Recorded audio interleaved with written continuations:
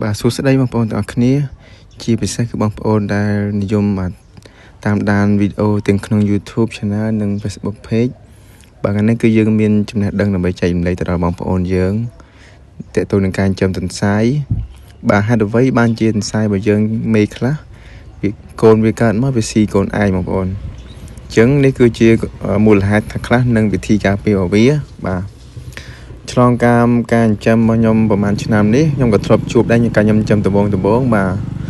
ពេលធ្លាប់ជួបកូនមេខ្លះទៅវាស៊ីកូនស៊ីអីចឹងទៅយើងចេះឆ្ងល់បាទខ្ញុំក៏ស្រាវជ្រាវថែមបូករួមនឹងបទពិសោធន៍ថែមក៏បានចម្លើយមួយចំនួនដើម្បីចែកលេខទៅដល់បងប្អូនបាទចាំងរឿងដែលមេវាស៊ីកូននេះគឺទី1គឺមកភាពតានតឹងឬការរំខានបងប្អូនសំឡេងរំខានទាំងនៅផ្ទះយើងឬក៏អ្នកជិតខាងយើងក៏ចាក់បាសក៏ធ្វើជាងធ្វើសិប្បកម្មអីផ្សេងរំខានថ្លង់ខ្លាំងពេកក៏វាប៉ះពាល់ដល់ធ្វើវានេះដែរបងប្អូនដូចជាការឬក៏ការរើផ្លាស់ទីដូរត្រង់អីផ្សេងហ្នឹងក៏វាស្លន់ស្លោវាភ័យធ្វើឲ្យវាខំកូនឬក៏ស៊ីកូនខ្លួនឯងដែរបងប្អូនចឹងចំណុចទី1នេះបើយើងវិធីការពារបង្ការគឺយើងរក្សាភាពស្ងៀមស្ងាត់បរិយាកាសគឺយើងស្ងប់ស្ងាត់ត្រង់មកវាកុំឲ្យមានសំខាន់សំឡេងឬក៏ដូរត្រង់អញ្ញៃចឹងបាទហើយមួយទៀតគឺយើងការពារកុំឲ្យរំខានពីទន្សាយផ្សេងមានន័យថាយើងដាក់មេវាផ្សេងជាមួយនឹងកូនមកត្រង់វាតែវាកុំដាក់ជាមួយទន្សាយផ្សេងចូលគ្នាហ្នឹងអត់កើតទេបងប្អូនបាទហ្នឹងហើយចំណុចទី2ខ្វះទឹកបងប្អូនអញ្ចឹងទន្សាយតែតែវានៅក្នុងព្រៃធម្មជាតិរបស់វាផឹកទឹកកង្សើមមែនប៉ុន្តែយើងចិញ្ចឹមនៅផ្ទះនៅដាក់ក្នុងត្រង់អញ្ចឹងក៏វាត្រូវការទឹកច្រើនផឹកដែរជាពិសេសគឺខែក្តៅយើងគឺត្រូវការទឹកច្រើនគួរសមបាទតែស្រេកទឹកខ្លាំងក៏វាអាចស៊ីកូនខ្លួនឯងដែរបងប្អូនហ្នឹងហើយដើម្បីបំបត្តិភាពតានតឹងបំបត្តិការស្រេកទឹករបស់វាហ្នឹងណាបាទអញ្ចឹងវិធីបង្ការគឺយើងត្រូវផ្ដល់ទឹកបានគ្រប់គ្រាន់ហើយទឹកហ្នឹងទឹកស្អាតបងប្អូនហ្នឹងហើយទាំងមុនពេលវាកើតទាំងពេលកើតទាំងក្រោយពេលកើតគឺយើងដាក់ទឹកស្អាតទៅឲ្យវាមានសុខភាពល្អផងបងប្អូនបាទហើយចំណុចទី3គឺខ្វះអាហារូបត្ថម្ភតើតើនឹងចំណីអាហារបាទខ្វះអាហារូបត្ថម្ភគឺសារធាតុចិញ្ចឹមទាបបាទប៉ះពាល់ដល់ទន្សាយដែលធ្វើអរិយាប័ត្រវាខុសប្រក្រតីវាអាចទៅជាញីញក់កូនស៊ីកូនដែរបងប្អូនអញ្ចឹងវិធីបង្ការគឺផ្ដល់អាហារឲ្យមានប្រូតេអ៊ីនអីខ្ពស់គ្រប់គ្រាន់ដូចជាស្មៅមានស្លឹកសារធាតុចិញ្ចឹមផ្សេងបន្លែផ្លែឈើចំណីសម្រាប់អីខ្លះដើម្បីឲ្យវា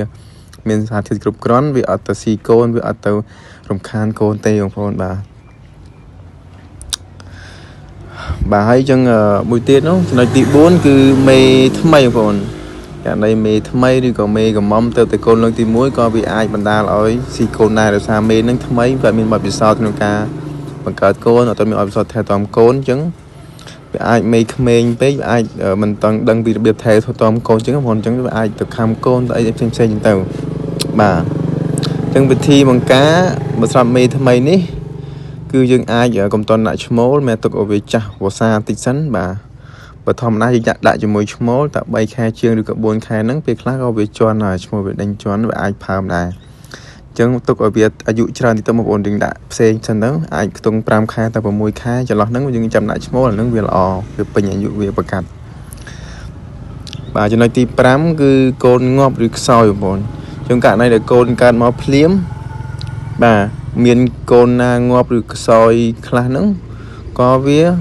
ធ្វើឲ្យមេវាស៊ីកូនដែរបងប្អូនដើម្បីវា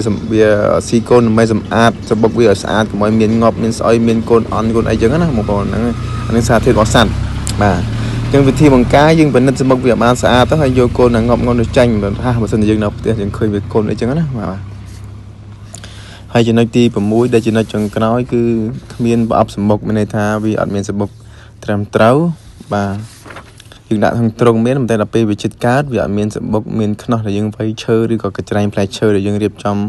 ដាក់ចំបើងអីវាហ្នឹងវាមានសម្បុកត្រឹមត្រូវក៏វាមានអារម្មណ៍ថាអត់ស្រួលអត់សំណងចិត្តអត់សុវត្ថិភាពសម្រាប់កូនក៏វាអាចស៊ីកូនញីញក់កូនដូចគ្នាដែរបងប្អូនបាទអញ្ចឹងវិធីបង្ការនេះ